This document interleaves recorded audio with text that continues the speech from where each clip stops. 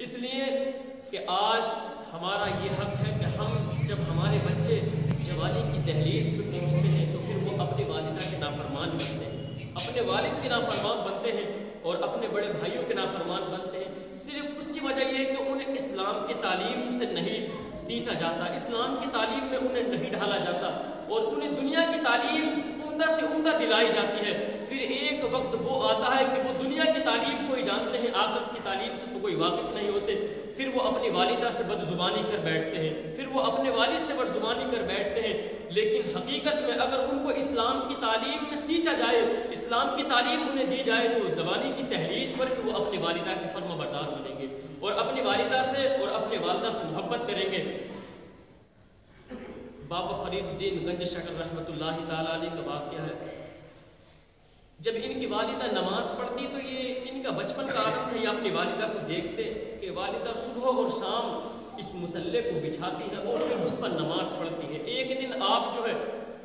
دوڑتے ہوئے اپنی والدہ کے پاس آئے اور اس بات کی درخواست پیش کی، والدہ کہ آپ صبح اور شام اس مصلے پہ جو سجدہ کرتی ہیں آپ کو کچھ ملتا ہے؟ کہا بیٹا کیوں نہیں، میں جس رب کی عبادت کرتی ہوں وہ مجھ کو شکر دیتا ہے۔ جب اس بات کو سنا کہا کہ اگر میں عبادت کروں تو مجھے کیا ملے گا؟ کہا بیٹا تمہیں بھی شکر عطا کرے گا وہ رب اگر تم اس کے آگے سجدہ کرو۔ تو کہا ٹھیک ہے، آج کے بعد میں بھی شکر طلب کرنا چاہتا ہوں اور سجدے کر کے میں شکر کو حاصل کروں گا۔ تو آپ نے اس معمول کو اختیار کیا، آپ روزانہ جب نماز کا وقت ہو جاتا تو آپ مصلے کو بچھا کر بیٹھ جاتے اور علماء فرماتے ہیں کہ نماز سے پہلے ہی آپ مصلے پر حاضر ہو جاتے اور پھر اس کے بعد جو ہے نماز پڑھتے اور پھر اپنے مصلے کو اٹھاتے تو اس کے نیچے ایک شکر کی پڑیا دیکھتے۔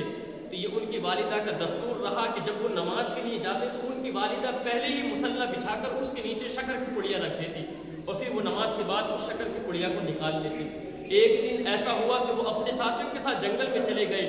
اور جب وہ جنگل میں پہنچے تو وہاں جانے کے بعد انہوں نے نماز کا وقت دیکھا کہ نماز عصر کا وقت ہے، اپنے ساتھیوں سے کہا کہ آؤ نماز پڑھو۔ تو ان کے ساتھیوں نے کہا کہ نماز پڑھنے سے کیا ملے گا؟ کہا کہ نماز پڑھنے سے رب شکر دیتا ہے۔ تو ان کے ساتھیوں نے صرف مصلہ بچھایا اور پھر نماز میں مشغول ہو گئے۔ ادھر نماز عصر کا وقت ہے اور والدہ بھی مصلے پہ حاضر ہے۔ کہا پروردگار عالم روز اس کام کو میں انجام دیتی ہوں لیکن آج تیرے سوا وہاں کوئی نہیں ہے، تیرے علاوہ اس کام کو کوئی انجام نہیں دے سکتا، تو میری لاج رکھ لے، کہیں ایسا نہ ہو میرا بیٹا نمازوں سے محروم ہو جائے، اس لیے کہ تم اس کے مصلے کے نیچے اور اس کے ساتھیوں کو مصلے کے نیچے شکر کی پڑیا رکھ دے۔ اللہ نے ان کی والدہ کی دریافت کو اپنی بارگاہ میں قبول کیا اور پھر جو ہے ان کے مصلے کے نیچے جو ہے شکر کی پڑیا رکھ دی۔ جب انہوں نے مصلہ اٹھایا تو شکر کی پڑیا وہاں پائی، پھر اس کے بعد انہوں نے اپنی پڑیا کو اٹھا لیا۔ تو ان کی والدہ نے جو ہے انہیں تربیت دی لیکن کسی بہانے سے بھی دی، لیکن اسلام کی تعلیم دی اور اسلام کی تعلیم دی کسی حد تک بھی پہنچی، لیکن جو ہے انہیں اسلام کی تعلیم میں سینچا اور انہیں نماز کا شوقین بنایا اور پھر وہ نماز کے شوقین ایسے بنے بابا فرید الدین گنج شکر، اور اسی وجہ سے ان کا نام اور ان کا لقب بھی گنج شکر رکھ دیا لوگوں نے، اس لیے کہ وہ گنج شکر کے نام سے ہی مشہور تھے۔ تو ان کی والدہ بھی بڑی نیک اور پرہیزگار اور صابحات تھی کہ والدہ نے بچپن سے ہی انہیں نماز کا عادی بنا دیا اور پھر وہ نمازی بن گئے۔ تو ہمارے بزرگان دین کی والدہ بھی بڑی نیک اور شریف ہوتی کہ انہیں جو اسلام کی تعلیم میں سینچا اور اسلام کی تعلیم انہیں سکھائی، تو پھر وہ جب جوانی کی دہلیز پہ پہنچے تو پھر جو ہے گستاخی کا تو کوئی سبب ہی پیدا نہیں ہوتا اور نافرمانی کا تو کوئی سبب ہی پیدا نہیں ہوتا، اس لیے کہ انہوں نے تعلیم دین اسلام کی سیکھی ہے۔ اور آج ہم اپنے بچوں کو عمدہ سے عمدہ دنیا کی تعلیم دیتے ہیں اور جب وہ بڑے ہو جاتے ہیں تو پھر اس کے بعد وہ اپنی زبانوں کو لمبا کر بیٹھتے ہیں اور پھر ہم سے گالی گلیس پر بھی آمادہ ہو جاتے ہیں۔ تو ہمیں چاہیے کہ ہم اپنے بچوں کو دین اسلام کی تعلیم بھی دیں، اور یہ ہمارے بزرگان دین کا اور ہمارے پروردگار عالم کہ جو بزرگان دین ہیں نیک بندے ہیں اور نیک بندے ہیں ان کی زندگی یہی رہی کہ انہوں نے اپنے بچے کو اسلام کی تعلیم دی، تو پھر انہوں نے جو ہے گستاخی نہیں کی اور پھر وہ اپنی والدہ اور والدہ کے فرما بردار رہے۔ تو جو بزرگان دین ہوتے ہیں ان کے ساری زندگی اس طریقے سے گزری کہ وہ اپنی والدہ کی بڑی خدمت کرتے اور بچپن سے ہی لے کر خدمت کرتے۔ پیر مہر علی شاہ رحمۃ اللہ تعالیٰ علیہ کا واقعہ ہے،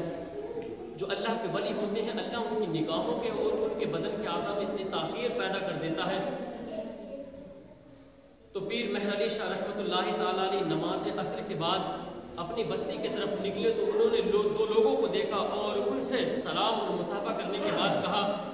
कि तुम कहाँ जा रहे हो? तो उन्होंने कहा कि हम मदीने जा रहे हैं। कहा कि मदीना तो इधर है और तुम इधर जा रहे हो।